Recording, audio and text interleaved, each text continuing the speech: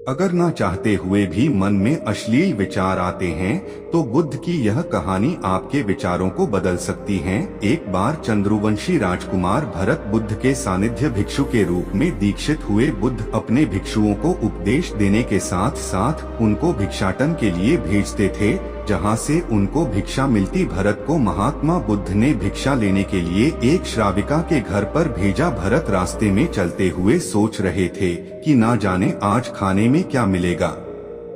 हमेशा महल में खाने के लिए अनगिनत स्वादिष्ट भोजन मिलते थे, लेकिन आज जो भी मिलेगा उसी से काम चलाना पड़ेगा। भरत ने श्राविका के घर पर जाकर भिक्षा के लिए याचना की। श्राविका ने भरत को बैठने के लिए कहा। श्राविका जब अंदर गई थी तो भरत पुनः अपने प्रिय भोजन के बारे में सोच रहे थे। जब श्राविका भोजन लेकर आई तो भरत अचंभित रह गए। भरत अपने प्रिय भोजन को देखकर खुश हो गए। भरत भिक्षा ग्रहण करने लगे। भिक्षा ग्रहण करते हुए भरत सोचने लगे कि उनको हमेशा खाने के बाद कुछ विश्राम करने की आदत है, लेकिन आज उन्हें यहाँ से खाना ग्रहण करने के बाद धूप से होकर वापस आश्रम पहुँचना है। भोजन हो जाने पर श्राविका ने भरत को कुछ समय विश्राम करने के लिए आग्रह किया। भरत पुनः खुश हो गए। सारी इच्छाओं की पूर्ति होते देख भरत इसको एक संयोग मानकर कुछ देर के लिए लेट गए। लेटते हुए भरत सोचने लगे कि आज तो सोने को मिल गया, लेकिन मेरे सर पर हमेशा के लिए छत का साया तो मिट गया है। जब भरत सोकर पुनः उठे तो श्राविका ने कहा कि आपको जब तक यहाँ पर रहना है आप यहाँ पर ठहर सकते हैं। अब भरत समझ गए कि ये कोई संयोग नहीं है, श्राविका जरूर मेरा मन पढ़ रही हैं। भरत खड़े हुए। भरत ने श्राविका से पूछा, मुझे क्षमा कीजिए पर क्या आप मेरा मन पढ़ सकती हैं? आप यह सब कैसे कर लेती हैं? श्राविका ने कहा, शुरू में मेरे लिए ये कठिन था, लेकिन मैंने खुद के विचारों को देखना शुरू किया। शुरू में मेरे विचारों की संख्या अनगिनत थी, पर मैंने अपना पूरा ध्यान उन विचारों पर केंद्रित किया। मैंने बिना पक्ष विपक्ष के अपने विचारों को देखना जारी रखा। धीरे धीरे मेरे विचारों की संख्या कम होती गई। मेरे सारे व्यर्थ विचार दूर होते गए। तब से मैं दूसरों के विचार पढ़ लेती हूँ। यह सब सुनकर भरत घबरा गए। भरत ने श्राविका से आज्ञा ली और वहाँ से निकल पड़े। रास्ते में चलते हुए भरत अपने मन के विचारों का स्मरण करने लगे। भरत के मन में श्राविका के बारे में अश्लील विचार आए। श्राविका ने भरत के बारे में क्या सोचा होगा? भरत को खुद पर शर्म आ रही थी। भरत आश्रम पहुँचे। भरत ने बुद्ध से कहा कि अब से वह कभी भिक्षाटन के लिए नहीं जाएंगे। बुद्ध ने भरत को नीचे बैठाया और कहा, क्या हुआ? तुम मुझे अपनी व्यथा विस्तार से बताओ।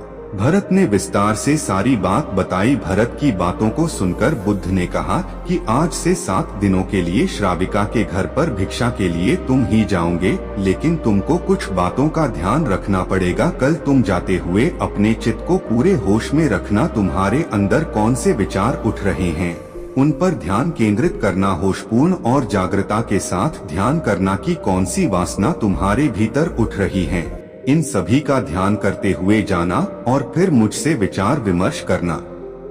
अगले दिन भरत बुद्ध के बताए अनुसार पूरे मार्ग में अपने होश को जागृत रखते हुए चल रहा था। भिक्षु आज पूरी तरह से जगा हुए था। जैसे जैसे श्राविका का घर नजदीक आ रहा था, भरत की घबराहट बढ़ रही थी। भरत ने अपनी घबराहट को एक तरफ करते हुए बुद्ध के विचारों पर ध्यान केंद्रित किया।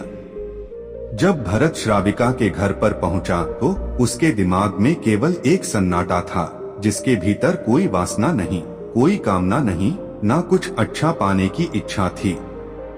भिक्षु भरत ने भिक्षा ली, ग्रहण की और वहां से वापस निकल गया।